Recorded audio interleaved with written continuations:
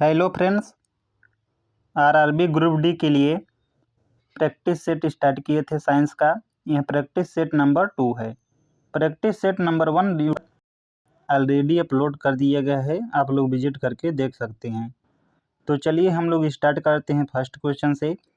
और अगर आप लोगों को वीडियो पसंद आए तो अपने दोस्तों के साथ शेयर जरूर करें तथा चैनल को सब्सक्राइब करके बेल आइकन को ऑन कर लें ताकि आने वाली सीरीज की हर एक वीडियो का नोटिफिकेशन आप लोगों को सबसे पहले मिले।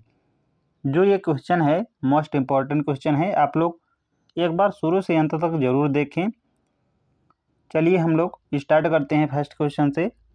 फर्स्ट क्वेश्चन क्या कह रहा है कि एक गिलास पानी में डूबी हुई पेंसिल को देखते हैं। यदि पानी की जगह जो है मिट्टी का तेल या टर्पेंटाइन यानी जो मिट्टी तेल है या टर्पेंटाइन जो ऑयल है, इसे जो है डाल दिया जाता है, तो आपको बताना है कि पेंसिल का जो विस्थापन है यह उतना ही रहेगा या चेंज होगा। तो सिंपल क्वेश्चन क्या कह रहा है कि एक गिलास पानी में जो पहले पानी था एक गिलास में, उसमें जो है डूबी हुई पेंसिल है, इसे देखा जाता है। अब इसी गिलास में जो है पानी हटाकर मिट्टी की तेल या टर्पेंटाइन ऑयल जो है डाल दिया जाता है, तो आपको बताना है कि जो पेंसिल का विस्थापन है यह उतना ही रहेगा या सेम हो, मतलब कि चेंज होगा। When pencil submerged in a water in a glass is viewed, if water is replaced with kerosene और turpentine, will the apparent displacement of the pencil remain the same. तो जो यह है यह किस पर निर्भर करता है, जो डिस्प्लेसमेंट है यह जो है अपवर्तन, प्रकाश का जो अपवर्तन है यानी रिफ्रैक्शन पर निर्भर करता है। तो अलग अलग के लिए अलग अलग रिफ्रैक्शन होता है, जो अपवर्तनांक होता है इस पर भी डिपेंड करता है। तो जो पानी का अपवर्तनांक होता है 1.33 होता है, और जो मिट्टी का तेल होता है जो टर्पेंटाइन ऑयल है जे, इसका थोड़ा अपवर्तनांक है यह ज़्यादा होता है, एक 1.4 और 1.44 अप्रॉक्सीमेट होता है, तो थोड़ा सा ज़्यादा है। और हम लोगों को क्या निकालना है, क्या कह रहा है कि अपरेंट डिस्प्लेसमेंट कितना होगा। तो जो अपरेंट डिस्प्लेसमेंट होता है यह जो है सेम तो नहीं रहेगा, क्योंकि जो है यानी जो अपवर्तनांक है इस पर निर्भर करता है, तो विस्थापन उतना ही रहेगा तो नहीं, उतना तो नहीं रहेगा। इसमें हाँ दिया है, इसमें भी हाँ दिया है, तो ए और बी तो नहीं होंगे, बचा सी और डी। तो जो पेंसिल है सीधी जो है दिखेगी, यानी दी पेंसिल भी अपीयर टू स्ट्रेट, तो अपीयर तो नहीं, यानी जो स्ट्रेट है यह तो नहीं दिखेगी क्योंकि विस्थापन ज़्यादा है, तो इसका डिस्प्लेसमेंट भी ज़्यादा होगा, तो नहीं जो विस्थापन है यह अलग होगा। तो ऑप्शन नंबर जो सी है यही राइट हो जाएगा। तो correct answer option number C हो जाएगा कि जो है इसका जो विस्थापन है यह सेम नहीं रहेगा और विस्थापन जो है अलग अलग होगा, यानी know the displacement will be different. तो ऑप्शन नंबर सी राइट हो जाएगा। और जो इसका फार्मूला होता है ये होता है जो अपरेंट डिस्प्लेसमेंट है, अपरेंट डिस्प्लेसमेंट यानी जो रियल यानी जो ऑब्जेक्ट है वो उसका जो है वो मतलब रख दीजिए, उसके बाद 1/(1 - 1/μ).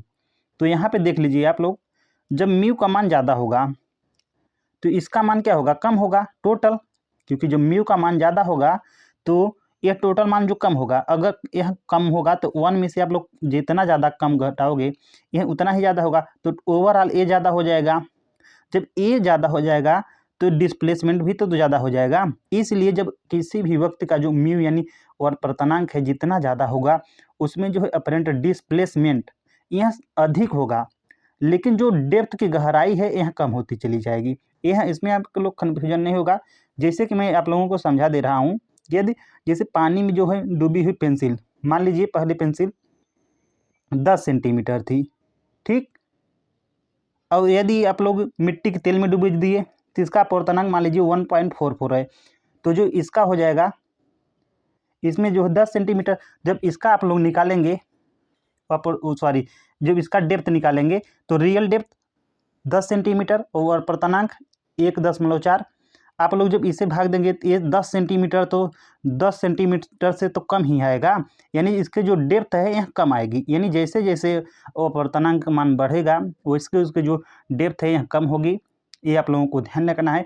और डिस्प्लेसमेंट उतना ही ज़्यादा होगा, जो अपरेंट डिस्प्लेसमेंट है यह ज़्यादा होगा, ये आप लोगों को ध्यान रखना है। तो इसमें जो है, क्योंकि इसमें क्या कह रहा था कि विस्थापन उतना ही रहेगा, तो विस्थापन उतना तो नहीं रहेगा, इसलिए ऑप्शन नंबर सी राइट हो जाएगा। जो विस्थापन है अलग होगा और यह जो है उतना नहीं रहेगा, तो ऑप्शन नंबर सी राइट हो जाएगा। इसमें थोड़ा सा ज़्यादा टाइम ले लिया। चलिए हम लोग नेक्स्ट क्वेश्चन देख लेते हैं। पतले लेंस के संदर्भ में लेंस का अपर्चर, यानी जो अपर्चर है और जो वक्रता त्रिज्या यानी रेडियस ऑफ कर्वेचर है, इनके बीच आपको क्या संबंध है वो बताना है। In the contest of a thin lens what is the relationship between the lens aperture and radius of curvature. तो पतले लेंस के संदर्भ में एक जो अपर्चर है, इसका जो वक्रता त्रिज्या है इससे बहुत ज़्यादा होता है, यानी छोटा होता है, माफ कीजिएगा।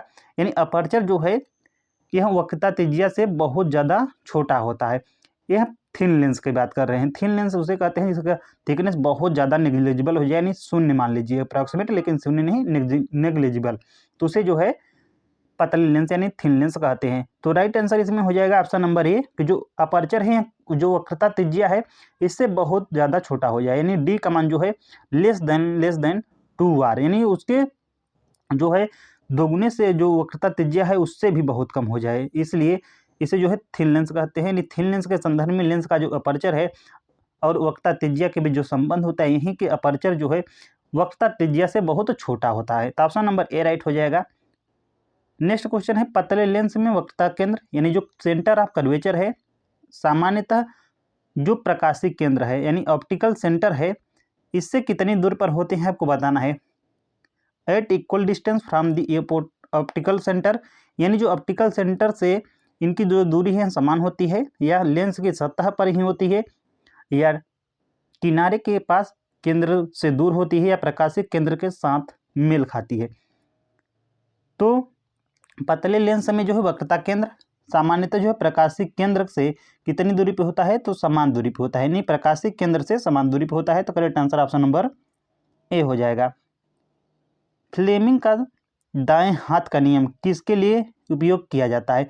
Fleming right hand rule is used for, तो जो फ्लेमिंग का दाएं हाथ का नियम है, यह जो है धारा जो वहन करने वाला जो चालक होता है, कंडक्टर, उसकी जो है जो दिशा क्या है, गति की दिशा है, उसी को मेजर करने के लिए किया जाता है, यह आप लोगों को ध्यान रखना है। तो इसमें क्या है, धारा वहन करने वाले चालक से जुड़े जो चुंबकीय क्षेत्र है इसकी दिशा, मैग्नेटिक फील्ड के जो डायरेक्शन है इसे ज्ञात करने के लिए नहीं किया जाता है। धारा वहन करने वाले चालक की धारा की दिशा नहीं, जो करंट की डायरेक्शन है इसको मेजर करने के लिए नहीं।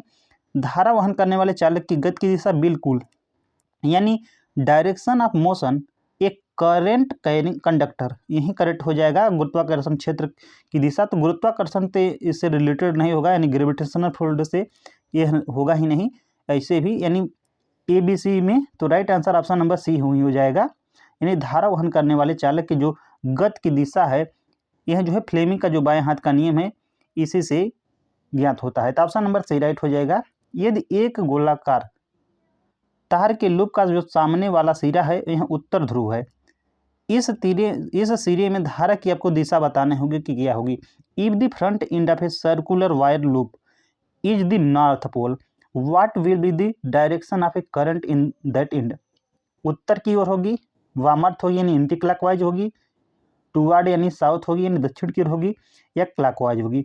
तो जब लूप का जो सामने वाला सिरा कहाँ हो, नॉर्थ पोल की ओर, तो उस समय जो है सिरे में जो धारा की दिशा होती है यह होती है एंटी क्लॉकवाइज। आप लोग ध्यान रखना है, राइट जो थंब रूल है इसी के अकॉर्डिंग। तो जो अगर नॉर्थ पोल में जो है सामने वाला सिरा है, तो जो उसका धारा की जो दिशा होती है यह एंटी क्लॉकवाइज हो जाएगी। और यदि गोलाकार जो तार के लूप का जो सामने वाला सिरा है यह नॉर्थ पोल की तरफ न होकर साउथ पोल की तरफ होता, तो यही वामार्थ यानी एंटी क्लॉकवाइज न होकर क्लॉकवाइज हो जाता है, यानी दक्षिणावर्त। तो फिलहाल इसका right answer option number B हो जाएगा, एंटी क्लॉकवाइज। यदि एक तार के आकार के प्रतिरोध की जो लंबाई है इसे दोगुनी कर दी जाती है, तो उसकी जो प्रतिरोधकता यानी रेजिस्टिविटी जो है उस पर क्या प्रभाव पड़ेगा। If the length of a wire shaped register is doubled it's resistivity, तो ये आप लोगों को ध्यान रखना है, जो इसकी प्रतिरोधकता होती है यह एक तार के आकार के जो प्रतिरोध की लंबाई, उसके क्रॉस सेक्शन एरिया, इन सभी पर डिपेंड नहीं करती है, बल्कि उसकी जो यह एक प्रॉपर्टी होती है जैसे कि टेम्परेचर, इस पर डिपेंड करती है। इसकी न लंबाई पे न क्रॉस सेक्शन एरिया पे, यानी वो सेम के सेम रहेगी। तो न तो आधा होगी, न चौगुना होगा, न दो गुना होगा, यानी रहेगा option number A same, remain same. तो ऑप्शन नंबर ए राइट हो जाएगा। नेक्स्ट क्वेश्चन क्या कर रहा है, अवतल दर्पण की फोकस दूरी का जो प्रयोग है, अवतल दर्पण की फोकस दूरी का प्रयोग को है, माफ कीजिएगा, अवतल दर्पण की फोकस दूरी को प्रयोग द्वारा कैसे निर्धारित किया जा सकता है। How can the focal length of A concave mirror be determined experimentally. आपको बताना है कि अवतल दर्पण की जो फोकस दूरी है, इसको जो है प्रयोगों द्वारा कैसे निर्धारित किया जा सकता था या किया जा सकता है। परावर्तन कोण को मेजर करके, यानी मेजरिंग एंगल ऑफ रिफ्रैक्शन के द्वारा, या जो दर्पण का व्यास मापकर, या दर्पण की जो दूर की वस्तु के प्रतिबिंब के बीच की दूरी मापकर, या ध्रुव और वक्ता केंद्र के बीच की दूरी मापकर। तो ध्यान रखना है, अवतल दर्पण की जो फोकस दूरी है, इसे जो है प्रयोगों द्वारा इस प्रकार निर्धारित किया जाता है कि दर्पण और जो दूर की वस्तु के जो प्रतिबिंब हैं, इनके बीच की जो दूरी है, इसे मेजर करके, यानी by measuring distance between mirror and image of a distance object. Option number C right हो जाएगा। चलिए नेक्स्ट देख लेते हैं, पीएच स्केल में गहरा नीला रंग किसका सूचक होता है, आपको बताना है। इन pH scale deep blue colour indicate, जैसे जैसे आप रेड से मतलब कि जब नीला से गहरे नीला में जाएंगे, उससे हम वह जो है एल्कलाइन बढ़ता चला जाएगा, यानी जो है बहुत ज़्यादा इन स्ट्रांग एल्कलाइन सॉल्यूशन होता चला जाएगा। तो प्रबल एसिडिक तो नहीं होगा, यहाँ पे वीक दिया है इसलिए भी नहीं होगा, न्यूट्रल तो होगा ही नहीं, तो बचा क्या डी, यही इसका राइट हो जाएगा, स्ट्रांग एल्कलाइन सॉल्यूशन हो जाएगा। सॉरी, इसमें राइट हो जाएगा, यही करेक्ट हो जाएगा ऑप्शन नंबर डी। विस्थापन अभिक्रिया में यदि अधिक अभिक्रियाशील धातु जो है कम अभिक्रियाशील धातु को उसके लवण से विस्थापित करती है, तो उसका जो परिणाम होता है आपको बताना है क्या होगा। कह रहा है कि जो विस्थापन अभिक्रिया यानी डिस्प्लेसमेंट जो रिएक्शन है, इसमें यदि अधिक अभिक्रियाशील वाली जो धातु है या कम अभिक्रियाशील वाली जो धातु है, उसके जो लवण जो विलयन है, इसके साथ विस्थापित करती है, तो क्या होगा इसका परिणाम। यानी इन displacement reaction if A more reactive metal displace is less reactive metal from its salt solution what happen. तो कह रहा है ये कि कम जो अभिक्रियाशील धातु है, यह विस्थापित होकर यौगिक का हिस्सा बन जाती है, तो यह यौगिक का हिस्सा तो नहीं बन पाती है, नहीं अभी विस्थापित होकर यौगिक का हिस्सा नहीं बन पाती है। कम अभिक्रियाशील जो है धातु विस्थापित होकर ठोस हो जाती है, तो बिल्कुल जो कम धातु वाली जो धातु है, यह जो है विस्थापित होकर ठोस बन जाती है। तो राइट आंसर बी हो जाएगा। अधिक अभिक्रियाशील वाली जो धातु है अपरिवर्तित रहती है, तो अपरिवर्तित नहीं रहती है, अघुलनशील लवण भी नहीं होगा। तो correct answer option number B हो जाएगा, कम अभिक्रियाशील धातु विस्थापित होकर ठोस हो जाती है। जैसे कि यदि जिंक को कॉपर सल्फेट का जो विलयन है, इसमें जो है रिएक्शन कराया जाता है, यानी तो जो इसमें क्या हो जाएगा, रिएक्टिविटी में जिंक जो है ज़्यादा रिएक्शन वाला है और कॉपर जो है कम, तो जो कम अभिक्रियाशील वाली धातु है इसे भी स्थापित कर देगा जिंक, तो क्या बना लेगा, जिंक सल्फेट बना लेगा, तो ZnSO4 हो जाएगा, और कॉपर जो कॉपर जो है यह विस्थापित हो जाएगा, यानी डिस्प्लेस हो जाएगा। तो इसका जो है एग्जाम्पल था, तो राइट आंसर ऑप्शन नंबर इसका कौन हो जाएगा, ऑप्शन नंबर बी हो जाएगा, यानी लेस रिएक्टिव जो मेटल है डिस्प्लेस एज ए सॉलिड। चलिए नेक्स्ट क्वेश्चन देख लेते हैं, क्या कह रहा है, एक बिलियन का जो पीएच है 8 है, यदि इसे समान आयतन के पानी से पतला कर दिया जाए तो पीएच पर क्या प्रभाव होगा, आपको बताना है। पीएच घटेगा, बढ़ेगा, वहीं रह गया, उदासीन रहेगा। तो अच्छा आप बताइए कि जो पीएच है यहाँ क्या है, 8 है, तो यह क्या हो जाएगा, क्षारीय यानी एल्कलाइन की ओर हो जाएगा, कि उससे 7 पे जो है न्यूट्रल हो जाएगा, इससे अधिक पर जाओगे तो इसे उससे ज़्यादा मतलब बेसिक होता चला जाएगा, और सबसे इधर जाओगे जिससे जिससे कम होगा यह एसिडिक होता चला जाएगा, और सबसे प्रबल 1 हो जाएगा, इसमें सबसे 14 हो जाएगा, क्योंकि 1 से 14 तक होता है, ये आप लोगों को ध्यान रखना है। तो इसमें जो है पीएच जो 8 दिया है यह बेसिक हो जाएगा। तो इसे जो है समान आयतन के पानी से पतला कर दिया जाए तो जो पीएच है इस पर क्या प्रभाव पड़ेगा, तो पीएच जो है इंक्रीज हो जाएगा। तो ऑप्शन नंबर बी राइट हो जाएगा। चलिए नेक्स्ट क्वेश्चन देख लेते हैं। समजाति जो श्रेणी की यौगिक होती है उनके जो भौतिक गुणों के बारे में आपको बताना है कि कौन सा कथन जो है सत्य है। Which statement is correct about physical property of A homologous series compound. तो समजाति मतलब कि जैसे कि कोई भी श्रृंखला होती है जैसे CH2, इसमें आप लोग सजा जो ग्रुप होता है कार्बन का जुड़ता चला जाएगा, मतलब कि यही मतलब समजातीय श्रेणी हो गया। जैसे एल्केन हो गया, तेल्केन, ब्यूटेन, प्रोपेन, इसी प्रकार मतलब कि जो होते हैं सजातीय श्रेणी के यौगिक कि जो है भौतिक गुण के बारे में को सत्य बताना है। क्योंकि फर्स्ट क्या कह रहा है कि उनके जो गलनांक जो कथनांक होते हैं समान होते हैं, इसमें भौतिक जो गुण दे दिया है इसी के कारण उनका जो भौतिक गुण दे दिया है इसी के कारण जो है जो मेल्टिंग पॉइंट और बॉइलिंग पॉइंट है यह सेम तो नहीं होता है, तो ये तो नहीं राइट होगा। कार्बन परमाणु के जो संख्या है बढ़ने पर कथनांक जो है कम हो जाता है। Boiling point decrease with increase in content carbon atom. तो कार्बन जो परमाणु है इनकी संख्या बढ़ने पर कथनांक जो है कम तो नहीं होता है, बढ़ जाता है। उनके गलनांक और कथनांक के जो है नियमित परिवर्तन होता है। बिल्कुल भौतिक गुणों में जो है परिवर्तन होता है उनके जो गलनांक और कथनांक है। Regular change in melting and boiling point. तो करेक्ट आंसर सी हो जाएगा, उनके भौतिक गुण जो है नहीं बदलते हैं, तो राइट नहीं होगा। क्योंकि जो समजाति जो श्रेणी के यौगिक होते हैं उनके जो भौतिक गुण हैं उनके बारे में यही सत्य है कि उनके जो गलनांक और कथनांक है यह नियमित रूप से चेंज होते हैं। तो ऑप्शन नंबर सी राइट हो जाएगा। और यदि यही जो है जो सजातीय श्रेणी है ये जो यौगिक हैं इनके जो भौतिक गुण के बारे में ना बोलकर केमिकल प्रॉपर्टी बोल देते हैं, यानी जो रासायनिक गुण है इसके बारे में पूछ लेता कि कौन सा कथन जो है सत्य है, तो यहाँ हो जाएगा कि जो उनके गुणनांक और कथनांक होते हैं सेम होते हैं, यानी कि उनकी जो प्रॉपर्टी हो जाएगी सेम हो जाएगी। सिंपल उनके जो है केमिकल प्रॉपर्टी सभी जो सजातीय श्रेणी है उनके सेम हो जाएगी। ये आप लोग ध्यान रखना है, लेकिन इसमें भौतिक था तो फिलहाल ऑप्शन नंबर सी राइट हो जाएगा। चलिए नेक्स्ट देख लेते हैं। ताजे ब्राइन विलियन के विद्युत अपघटन के दौरान कैथोड पर कौन सा जो आयन है अपचयित होता है, यानी during electrolysis of fresh brine solution which ion reduced in cathode. Reduced chlorine ion यानी Cl negative, H positive, OH negative, Na positive. तो इसमें पूछा है कैथोड पर, तो कैथोड पर तो H पॉजिटिव हो जाएगा, तो ऑप्शन नंबर बी राइट हो जाएगा। यही अपचयित होता है, जबकि एनोड पर Cl नेगेटिव। निम्नलिखित में से कौन सा संयोजन अविक्षेप यानी जो प्रेसिपिटेट है यह बनाएगा। विच combination will form A precipitates. तो यह बनाएगा Na यानी सोडियम हाइड्रोक्साइड और फिर जो क्लोराइड है यही बनाएगा। यह बना लेगा sodium hydroxide, sorry sodium chloride हो जाएगा यानी NaCl हो जाएगा। दोबारा लिख देते हैं, यानी बना लेगा FeOH का होल थ्राइस प्लस NaCl, जो यही है प्रेसिपिटेस के रूप में हो जाएगा। तो option number A he right हो जाएगा इसका, कि यह जो दी गई जो कॉम्बिनेशन अभिक्रिया है इसमें जो प्रेसिपिटेट बनेगा, तो ऑप्शन नंबर ए राइट हो जाएगा।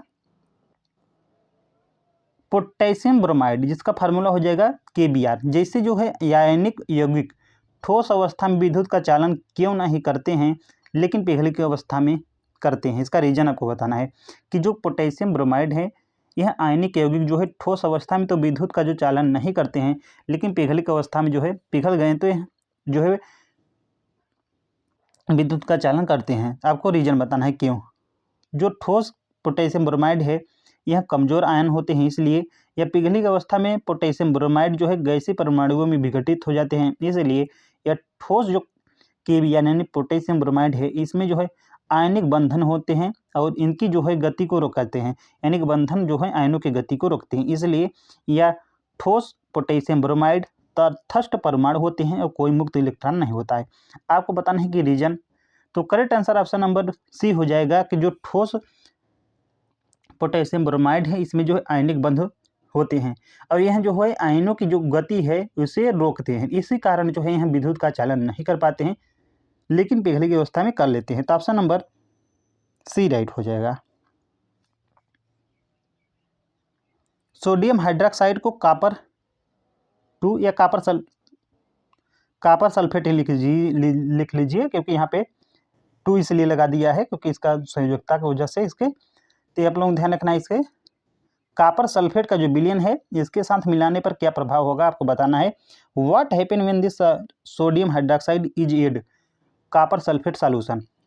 कोई अभिक्रियाशील नहीं होगा, यानी कोई अभिक्रिया नहीं होती है, यानी नो रिएक्शन। या सोडियम सल्फेट बनाता है, यानी सोडियम सल्फेट बनाएगा। या कॉपर धातु जो है जमा हो जाती है। या कॉपर हाइड्रोक्साइड अवक्षेपित हो जाएगा, यानी कॉपर हाइड्रोक्साइड प्रेसिपिटेट के रूप में मिलेगा। तो right answer option number D ही हो जाएगा कि यदि आप लोग सोडियम हाइड्रोक्साइड को यानी NaOH को सोडियम हाइड्रोक्साइड को कॉपर सल्फेट जो है इसके विलयन के साथ मिलाते हैं तो इसमें जो है जो कॉपर हाइड्रोक्साइड है, यानी इसके जो है CaH का होल ट्वाइस जो है मिलेगा। आप लोगों को ध्यान रखना है, यानी ऑप्शन नंबर डी राइट हो जाएगा। कॉपर हाइड्रोक्साइड जो है अवक्षेपित होता है जब हाइड्रोजन गैस को गर्म काले कॉपर ऑक्साइड से गुजारा जाता है। तो यह when hydrogen gas is passed over heated black copper oxide it नीले कॉपर विलयन में जो है विघटित हो जाते हैं, अपचयित हो जाता है। या नीले कॉपर विलयन में ऑक्सीकृत हो जाता है, या भूरे कॉपर धातु में ऑक्सीकृत हो जाता है, या जो भूरे धातु में अपचयित हो जाता है। आपको बताना है ते हो जाता है भूरे धातु में अपचयित, यानी रिड्यूस्ड टू ब्राउनिंग। जो ब्राउन कॉपर है मेटल इसमें, तो जब जब हाइड्रोजन गैस को जो कॉपर ऑक्साइड है इससे गुजारा जाता है तो कॉपर जो है यह जो है भूरे कॉपर धातु में अपचयित हो जाता है। तो correct answer option number D हो जाएगा। ये इसका रिएक्शन है, आप लोग देख सकते हैं। रवि ने एक्वेरियम खरीदा और हैरान हुआ कि इसे जो है नियमित रूप से साफ करना क्यों जरूरी है। इसका रीजन बताना है, आखिर कारण क्यों है। Ravi bought a aquarium and was surprise that regular cleaning in necessary. Why मरी मछली जो है पौधे बिजली सप्लाई पर खराब कर सकते हैं, यानी dead fish plant damage power supply. या बी मछली और पौधे सूक्ष्म जीवों द्वारा सड़ते हैं और बदबू आ जाती है इसलिए। या मरी मछली जो है पौधों के मिट्टी में डालना चाहिए या और पानी में नहीं डालना चाहिए। या मरी मछली को पौधे वातन प्रणाली जो है खराब कर सकते हैं। तो इसका रीजन जो मेन होगा यह हो जाएगा, जो मरी मछली है यह पौधे जो सूक्ष्म जीवों द्वारा यह सड़ते हैं और इसमें जो है बदबूदार हो जाती है। तो correct answer option number B हो जाएगा। नेक्स्ट है लेशमेनिया किस प्रकार का प्रजनन करता है। How does Leishmania reproduce. Binary fission करता है इन डिफिनिट प्लेन में, यानी निश्चित तल में जो है द्विखंडन करता है, या दो बराबर भागों में द्विखंडन करता है, यानी इक्वल पार्ट में करता है बाइनरी फिजन। या केवल ऊर्ध्वाधर तल में द्विखंडन करता है, यानी वर्टिकल प्लेन में केवल करता है, या किसी तल में द्विखंडन कर सकता है, यानी binary fission in any plane. तो जो लेशमेनिया है केवल एक ही तल में करती है, वो भी निश्चित होता है, यानी बाइनरी फिजन इन जो है डिफिनिट प्लेन। तो ऑप्शन नंबर ए राइट हो जाएगा। नेक्स्ट क्वेश्चन क्या कह रहा है।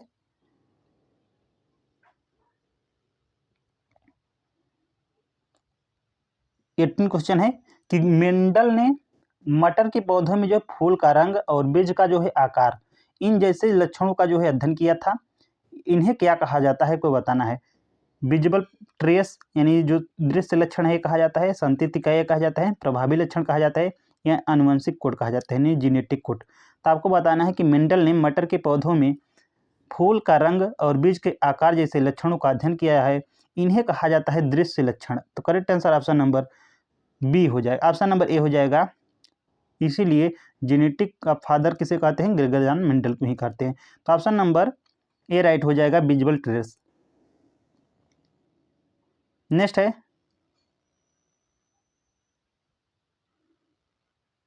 नेक्स्ट क्वेश्चन क्या कह रहा है।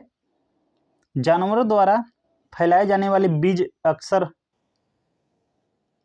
इसमें कुछ छूटा है क्या, चलिए क्या कह रहा है कि जानवरों द्वारा फैलाए जाने वाले बीज अक्सर होते हैं seeds dispersed by animal often have कांटेदार, कांटे या खाने योग्य गूदे वाले होते हैं, या बहुत छोटे और हल्के होते हैं, या पंख या पैराशूट वाले होते हैं, या पानी में आसानी से तैर सकते हैं। तो जानवरों द्वारा फैलाए जाने वाले जो बीज अक्सर होते हैं हुक्स और एडिबल पल्प होते हैं। तो ऑप्शन नंबर ए राइट हो जाएगा, यानी कांटे या खाने योग्य गूदे वाले होते हैं। नेक्स्ट क्वेश्चन क्या कह रहा है। एक लक्षण को नियंत्रित करने वाले जीन 2 संस्करणों को क्या कहा जाता है? एक लक्षण को नियंत्रित करने वाले जो जीन के 2 संस्करणों को क्या कहते हैं? आपको बताना है। The 2 versions of a gene controlling a trait are called. Protein कहते हैं, क्रोमोसोम कहते हैं, उत्परिवर्तन यानी म्यूटेशन कहते हैं, या एलीलियस कहते हैं। तो कहा जाता है एलीलियस ही। Correct answer option number D हो जाएगा। नेक्स्ट क्वेश्चन है, निम्न में से कौन सा पदार्थ रनर्स द्वारा प्रजनन करता है? आपको बताना है। Which plant reproduce by runners? Jasmine यानी चमेली करती है, पोटैटो, स्ट्रॉबेरी या रोज? तो कहता है स्ट्रॉबेरी ही। तो correct answer option number C हो जाएगा।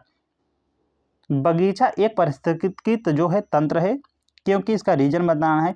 ये garden is an ecosystem because इसमें जो है जीव एक दूसरे से और अजीव जो घटक हैं इनसे प्रभावित होते हैं, यानी biotic and abiotic component interact.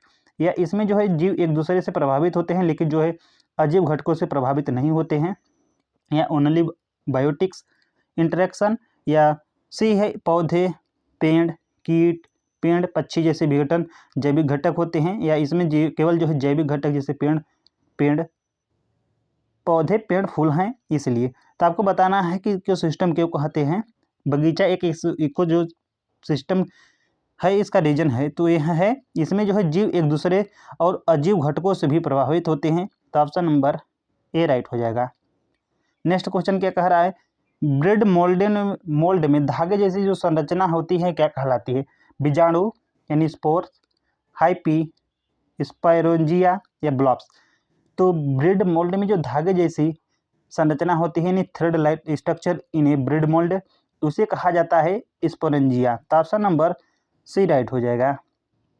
मानव नर जनन कोशिकाओं में गुणसूत्रों की कितनी संख्या होती है? ते होती है 23 जोड़ी, यानी 23 पेयर होती है। तो ऑप्शन नंबर बी राइट हो जाएगा।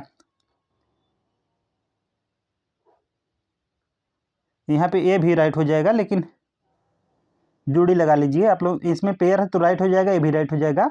आप लोग ध्यान रखना है कि 23 जोड़ी होती है, 46 क्रोमोसोम होते हैं, यानी 46 गुणसूत्र होते हैं और 23 जोड़ी गुणसूत्र होते हैं। यानी बी और डी दोनों राइट हो जाएगा। मानव नर जनन कोशिका में गुणसूत्रों की जो संख्या होती है होती है 23 जोड़ी। नेक्स्ट क्वेश्चन और लास्ट क्वेश्चन है, एक अवतल दर्पण के सामने जो है 20 सेंटीमीटर दूरी पर एक वस्तु जो है रखी गई है। यदि दर्पण की फोकस दूरी जो है 15 सेंटीमीटर है तो प्रतिबिंब कहाँ पर बनेगा? आपको बताना है। An object is placed 20 centimetre in front A concave mirror with focal length 15 centimetre will be them image. तो 20 सेंटीमीटर जो दिया है in front of concave mirror object, तो ये निगेटिव हो जाएगा -20 सेंटीमीटर, और एफ दिया है -15 सेंटीमीटर। तो इसमें जो है भी का मान हम लोगों से पूछ रहा है। तो फार्मूला क्या होता है आप लोग एक बार देख लीजिए। 1/f इक्वल टू हो जाएगा 1/v + 1/u। ये जो है मिरर का फार्मूला है, यानी दर्पण का। आप लोग ध्यान रखना है, ये मिरर का फार्मूला है दर्पण का। आप लोग इसे याद कर लीजिए, मोस्ट इंपॉर्टेंट फार्मूला है। अब हम लोगों को भी निकालना है। तो 1/f -15 सेंटीमीटर भी निकालना ही है, प्लस यू कितना दिया है -20 सेंटीमीटर हो जाएगा। अब भी निकालना है, तो इसे आप लोग इस साइड ले जाएंगे तो माइनस प्लस माइनस माइनस इधर आ जाएगा तो प्लस आ जाएगा। तो 1/v इक्वल टू 1/-15 प्लस 1/20। आप लोग एलसीएम ले लीजिएगा तो 60 आ जाएगा। तो कितनी बार जाएगा? 4 बार जाएगा, तो माइनस है, प्लस 20 यानी 3 बार जाएगा। आप लोग इसे जब ऐड करेंगे तो -1 यानी 1/60, लेकिन माइनस में तो भी का मान आ जाएगा -16, यानी माइनस क्या इंडिकेट कर रहा है? उल्टा, सिंपल बात। तो 60 सेंटीमीटर किसमें है? तो ए तो नहीं होगा और न ए होगा, बचा क्या? ए और ए। तो इसमें जो है आभासी और सीधा होगा ही नहीं, क्योंकि इसमें जो है उल्टा बनेगा, या नहीं वास्तविक और उल्टा बनेगा। तो ऑप्शन नंबर ए राइट हो जाएगा। गाइस मिलते हैं नेक्स्ट वीडियो में। आप लोग कमेंट बॉक्स में ज़रूर बताएं कि क्वेश्चन कैसे थे और आप लोगों को और क्वेश्चन किस प्रकार चाहिए। और अगर वीडियो पसंद आए तो अपने दोस्तों के साथ शेयर ज़रूर करें। मिलते हैं नेक्स्ट वीडियो में। Thanks for watching.